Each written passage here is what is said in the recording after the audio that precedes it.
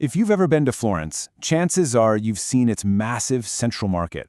But what you might not know is that this one building is really two completely different worlds. It's a place with a fascinating, kind of complex split personality that tells a much bigger story about cities, culture, and what it even means to be authentic. So, what is this place, really? I mean, is it still the authentic heart of Florentine food culture? Or has it basically become just another high-end food court for tourists? That's the question at the very core of this whole thing. To understand the market today, we've got to go back, way back to its beginnings. Because this isn't just any old building, it's a landmark with a serious architectural history. The architect behind it was Giuseppe Mangoni. Now, if that name rings a bell, it should. He's the same person who designed Milan's iconic, absolutely stunning glass and iron Galleria. So that tells you, right from day one, this market was meant to be a grand, important space for Florence. Its journey has had some major twists and turns. It opened way back in 1874, and it was this bustling hub for Florentines. But, fast forward to the late 20th century, supermarkets start popping up, and the market starts to decline. Then, in 2014, bam, everything changes when that long abandoned top floor gets a radical, modern makeover. So let's start on the ground floor. Let's see how it holds on to that original spirit, because this is where you can still find the market's enduring, traditional soul. I love this quote from a vlogger who was trying a traditional Lampredotto sandwich. He called it a pleasant hell, and honestly, that just nails the vibe. It's chaotic, it's a little messy, it's loud, but it's real. It's that perfect pleasant hell of a truly authentic market experience. This is where you find the legends, the legacy vendors. Take Don Urbone. It's been serving its famous boiled meat sandwiches since before the market building was even officially finished. I mean, that's incredible. Stalls like Baroni and Perini are institutions run by families for generations, selling the absolute best local cheeses and cured meats. This is the historic core. But then, you go up one single flight of stairs, and you walk into a completely different universe. Welcome to the slick, modern, foodie reinvention. The vision from Umberto Montano, the founder of the whole upstairs development, it just says it all. The goal wasn't just to sell food, but to create an experience, a social hub, a place to be, to hang out.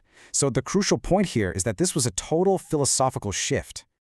And you can see that philosophy everywhere you look. Instead of butchers and fruit vendors, you've got gourmet truffle pasta, burgers from prized Chianina cattle, artisan gelato, fresh pasta bars. It's all super high quality for sure, but it's a totally different world from what's happening just one floor below. Now, this transformation didn't happen in a vacuum, right? It created a deep divide, a real tension between the old and the new that you can still feel today.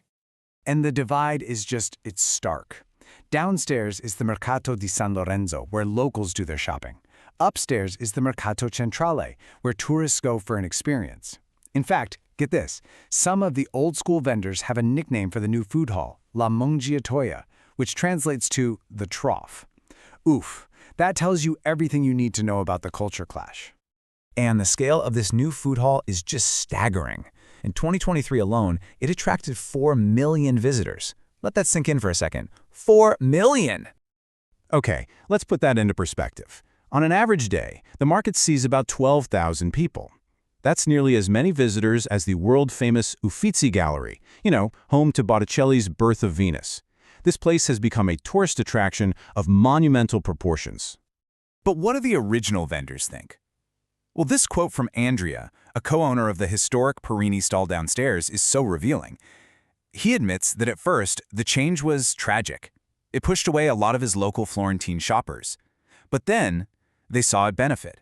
An impressive non-stop flow of new people brought in by the upstairs food hall. It's complicated. So where does all this leave us? The story of this one market in Florence is actually a perfect little snapshot of a much bigger global conversation. And why does this all matter? Because this isn't just about sandwiches and cheese. It's about the fundamental challenge the beautiful, historic places everywhere are facing.